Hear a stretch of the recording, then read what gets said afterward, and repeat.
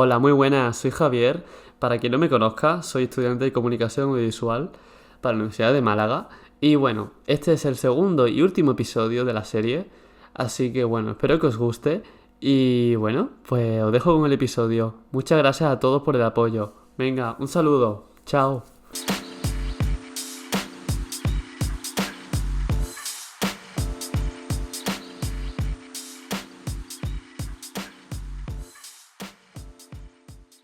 Muy buenas tardes, Leticia. Bueno, me informa sobre tu trayectoria profesional. Es increíble, tengo que ser sincero. Desde informativo, de Cadena Ser hasta, bueno, Barcelona, Cataluña, Madrid, después de reportera informativo, de actualidad, comunicación y patrocinio deportivo, también estaba mirando.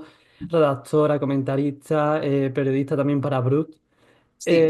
Bueno, freelance también, periodista en Arte. Corresponsal en París para La Sexta y también no, para La Sexta y también para Cuatro, ¿puede ser? No.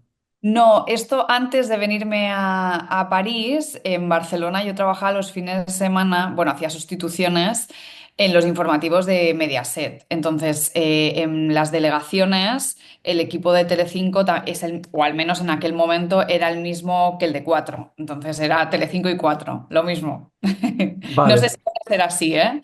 Que porque han llovido años y sé que ahora Mm. han hecho una reestructuración de la estrategia de la marca y no sé si ahora tienen el mismo equipo o han ampliado, no lo sé. Ujú. Sí, para el grupo Mediaset, más informativo. Exacto. Vale. Bueno, periodista internacional de RFI, no sé cómo decirlo. Y ahora mismo, bueno, también corresponsal en París del periódico.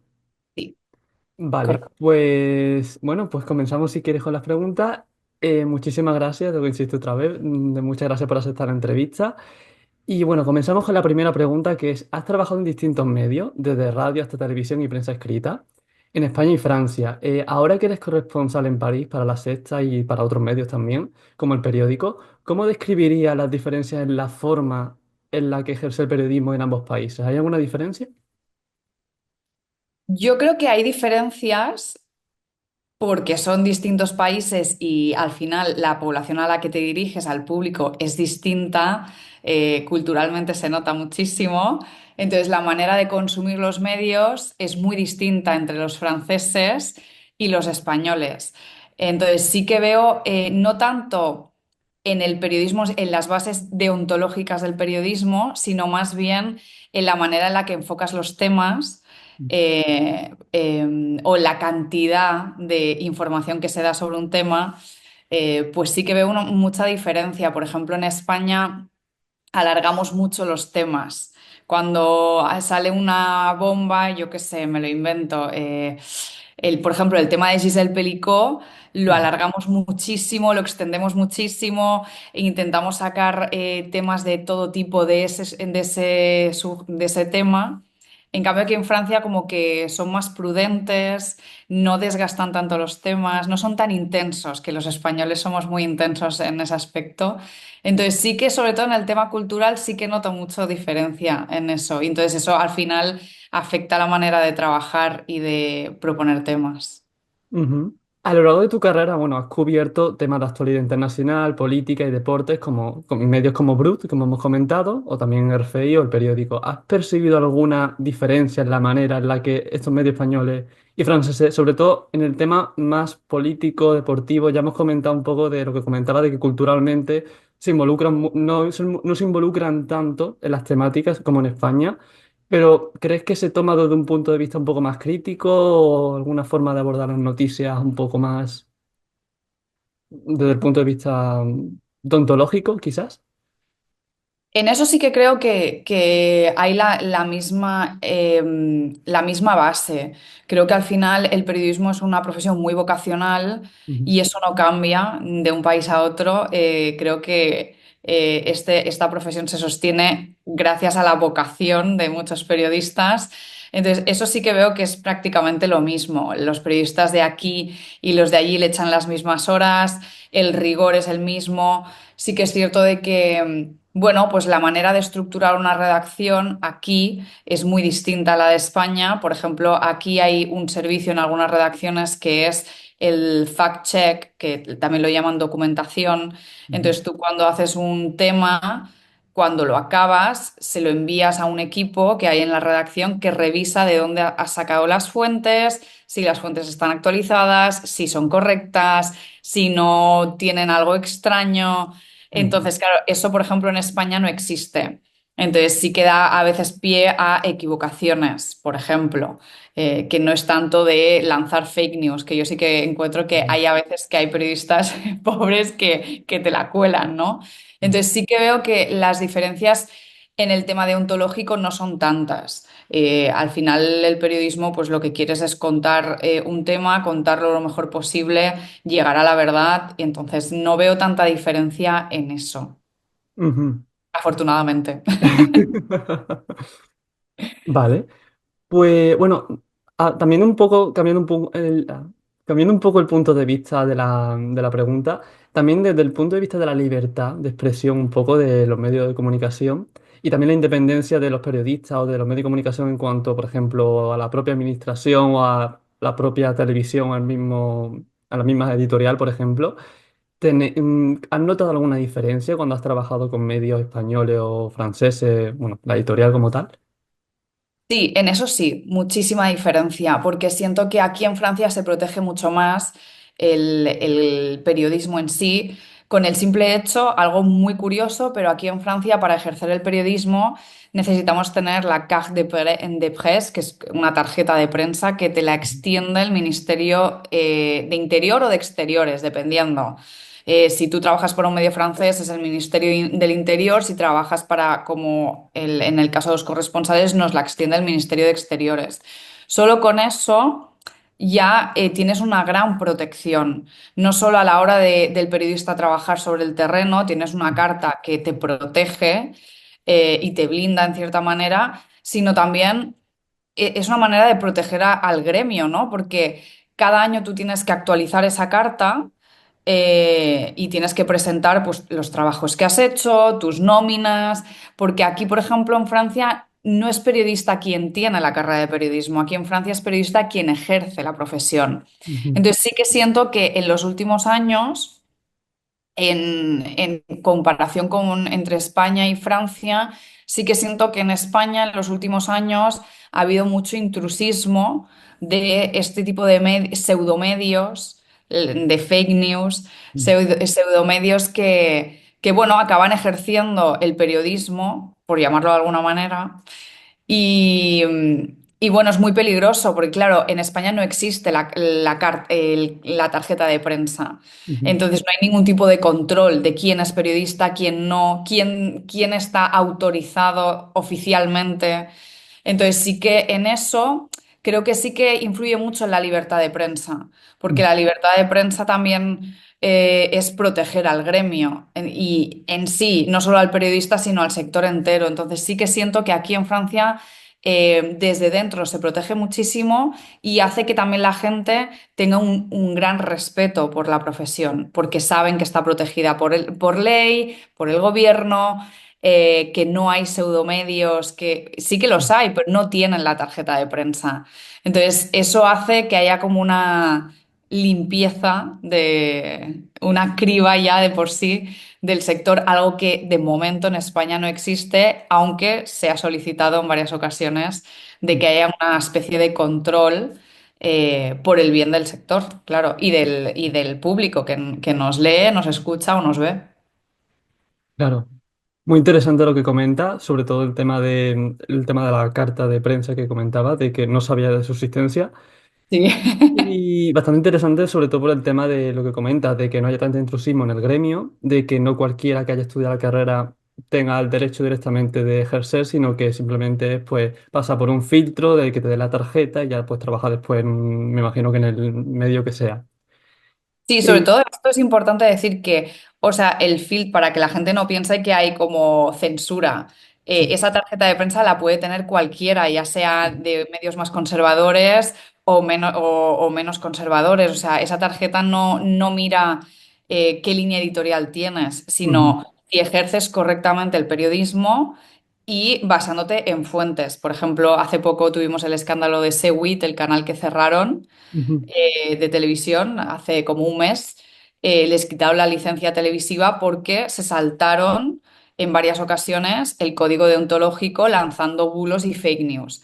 ujú. Entonces, eso es una manera de proteger al sector. Eso yo creo que en España sería muy difícil que pasase. Ok. También por la historia que tenemos de España, para que Claro. la gente entienda que se cierra un canal de televisión por fake news, es complicado.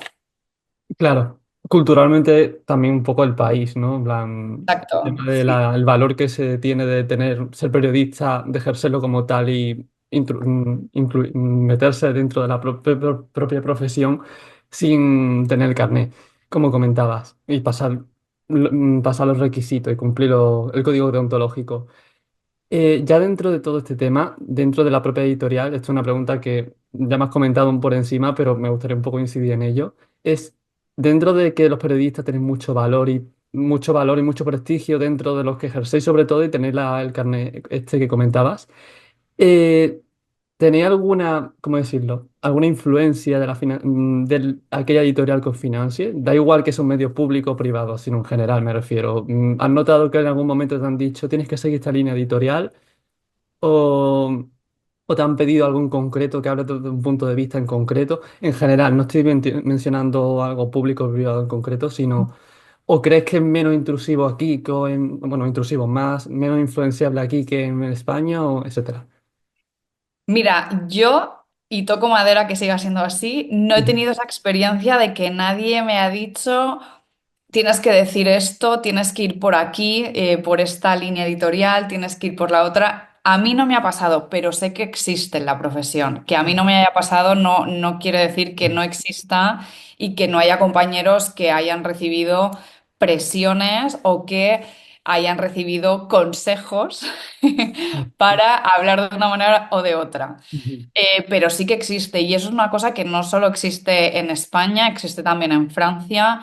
Por ejemplo, Mediapart, el medio de investigación tan famoso francés, recibe cada vez que saca una investigación como la última de hace unos días, gracias a Mediapart, que lanzó una investigación contra Marine Le Pen. Marine Le Pen hoy en día está inhabilitada pues después de sacar esa investigación, Mediapart recibió una querella por parte de Marine Le Pen. Entonces, hay muchas maneras de recibir presiones para que no saques cierta información. Y eso es algo que pasa en todos los países. Afortunadamente, a mí no me ha pasado. También es cierto que yo no, de momento, no he tratado un tema y no he tenido en mis manos una información ujú, como tenía Mediapart de Marine Le Pen claro. o no me he metido en un tema de puede ser de pues, narcotráfico, corrupción, algo que dé pie a que incomode Claro. hasta ese punto. De momento yo lo que hago es breaking news y los breaking news incomodan, pero como somos tantos hablando de lo mismo, pues al final Claro. es muy difícil que tengan el foco en ti, ¿no? Ujú, Pero sí que existen las presiones. En el caso de los medios públicos, pues porque eres público y te paga el Estado y seguramente habrá alguna presión. En el caso del medio privado, pues porque tienes sponsors. Entonces, también puede pasar que llamen desde arriba un sponsor y te diga, oye, estás hablando de una empresa petrolera y nuestro sponsor es una empresa petrolera, ¿sabes? ujú, Pero no me ha pasado, no es mi caso. Es ujú, verdad que yo trabajo para medios españoles como corresponsal hablando de Francia. Entonces ujú, también hay como un gap que es ujú. muy difícil que alguien me llame, a no ser que me llame Macron. Complicado. No, pero claro. Bueno, ya para acabar, ya porque básicamente hemos abarcado todas las preguntas con estas preguntas que hemos comentado ya. Como corresponsal, como has comentado ya, ¿cuál crees que sería el mayor desafío para los periodistas en la actualidad en cuanto a preservar la libertad de expresión, la libertad de prensa y ejercer un poco el periodismo freelance o independiente, que es lo que también ejerces también tú? Yo creo que en general el desafío que nos encontramos ahora es que los medios convencionales sobre todo encuentren su lugar, porque lo que sentimos muchos periodistas que trabajamos en medios convencionales y es una conversación muy recurrente es que los medios convencionales intentan hacer lo mismo que las plataformas digitales, pero en verdad ni tenemos el mismo público en muchas ocasiones, ni deberíamos hacer lo mismo, porque somos dos cosas distintas. Entonces siento que aún queda un largo camino por encontrar nuestro espacio. Y por eso Ujú. siento que en los últimos años ha habido ahí como grises, como intentar probar que no acaba de funcionar, no acabamos de llegar a la gente. Entonces creo que es un gran reto a nivel general el tema de encontrar nuestro sitio en el mundo digital, sobre Ujú. todo en la revolución digital. Y en el caso de los freelance, creo que uno de los puntos más importantes para proteger el periodismo y la profesión, en el caso del mundo de los freelance, es proteger al freelance, darle herramientas de protección, no solo cuando está haciendo su trabajo. En el caso de Francia, afortunadamente tenemos la tarjeta de prensa que nos protege bastante, pero en España no existe. Entonces, un freelance está muy desprotegido porque al final no es un asalariado del medio como tal, no tiene una tarjeta del gobierno que le proteja, no existe un sindicato, entonces es muy difícil tener unas buenas condiciones laborales sin ningún respaldo. Y las condiciones laborales hoy en día, no solo en periodismo, en todos los gremios, son claves para proteger una profesión. Si tú a un doctor no le pagas bien, difícilmente te va a ofrecer un buen servicio o vas a encontrar profesionales cualificados excelentes para hacer eso. Pues en periodismo Ujú. pasa lo mismo. Cada vez lo vemos más que pues cuesta encontrar periodistas que aguanten en ciertas redacciones porque los salarios y las condiciones no son las que deberían ser.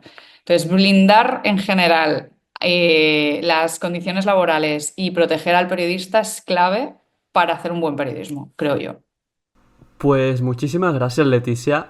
Vamos a tomar de conclusión tus últimas palabras.